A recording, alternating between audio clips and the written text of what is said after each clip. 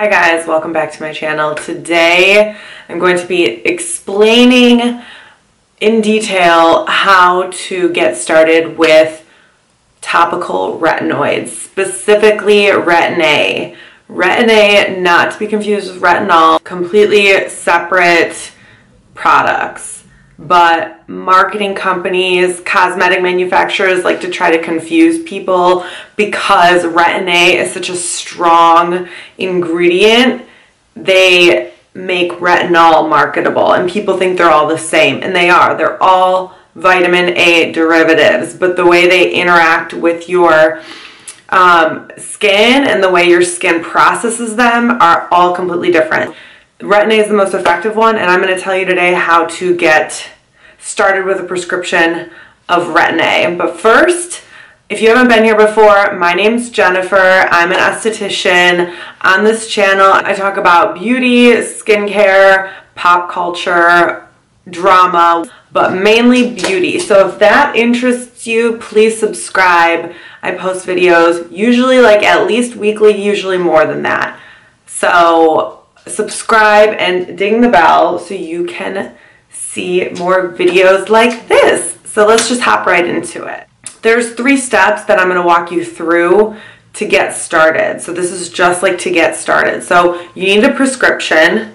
You need to get the right prescription, the right product, and you need to utilize it correctly. You need to increase the strength of the Retin-A accordingly. So get a prescription, go to your doctor, make an appointment with your doctor. Now, whether you have insurance or not, it doesn't matter. It's going to cost you money to get this. I'll just be completely blunt with you. If you don't have insurance, I don't, so I'm speaking from experience. Your doctor will charge you about $60 for a doctor's appointment. And since you're paying out of pocket, the prescription itself you can buy with a coupon from GoodRx. It's an app called GoodRx.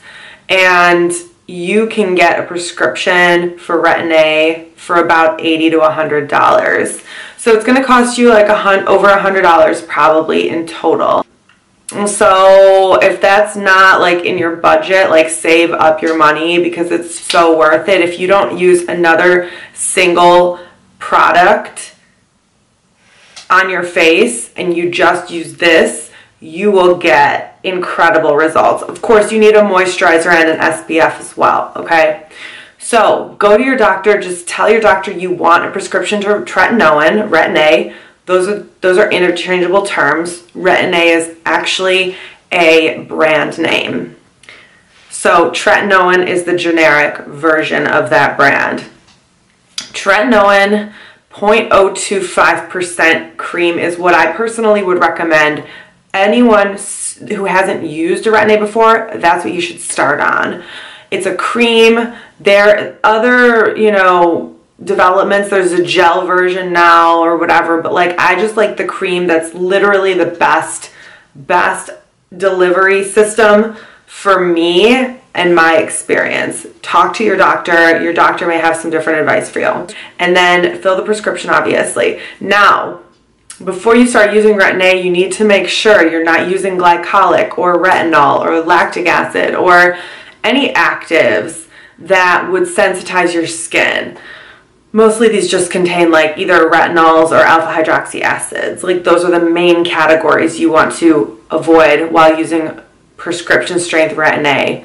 So discontinue using those and start using your Retin-A. Start by using it, I would say, every day. And talk to your healthcare provider, but what I would do is I'd start using it every day until you see until you see your skin become sensitized, then discontinue use for 1 day. Then start skipping a day, and then start using it every other day once you become sensitized.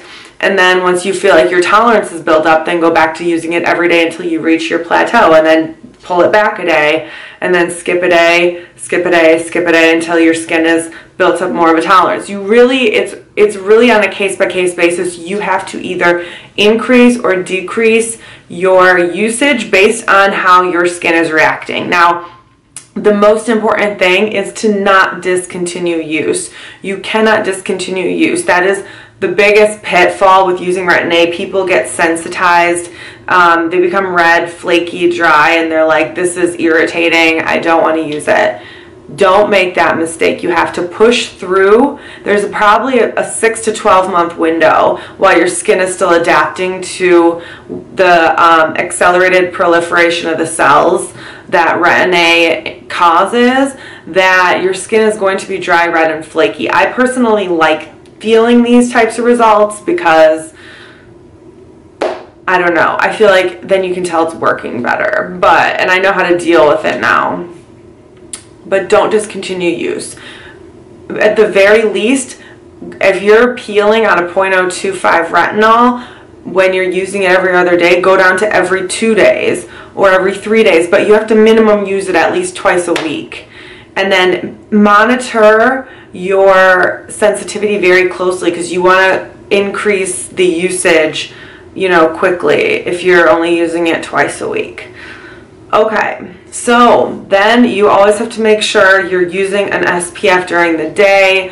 You don't want to like erase the work that you've just done, right? So like if you're using a Retin-A at night, you're not using an SPF during the day, you're putting yourself at risk for photoaging, and it's just gonna like potentially negate the effects of your Retin-A during the day. So make sure you're using an SPF. Also, if this isn't clear, you're using this at night. You're using this Retin-A at night on clean, dry skin. So you cleanse. If you use a hyaluronic at night, use the hyaluronic. Make sure your skin is dry, then apply a pea-sized amount of the Retin-A to your entire face and neck. If you need a little bit more to put on your neck and stuff, that's fine. Make sure to consult with your physician to make sure it's okay to put on your neck. I personally do that, but it's potentially contraindicated because the neck is really sensitive. So talk to your healthcare provider. Well, then you want to just do this until the tube is gone, and you want to ideally towards the second half of your tube be using it every day. You can skip a day or two just to give your skin a break or whatever, but ideally you're using it on a regular basis and you're using that tube up. When that tube is used up, you should be able to graduate to the next percentage, would be 0.05%. So then go back, get a script for 0.05, you know, do the same exact process. If you need to skip a day or 2 days, that's fine. Just gauge your sensitivity. Always layer a moisturizer over it. Some people don't. I personally think that you absolutely should use a moisturizer over your tretinoin. So that is pretty much it. If you guys have any questions, please leave them in the comment section below. Don't forget to give this video a like, and if you haven't subscribed already, please subscribe, and I will see you guys in my next video. Bye!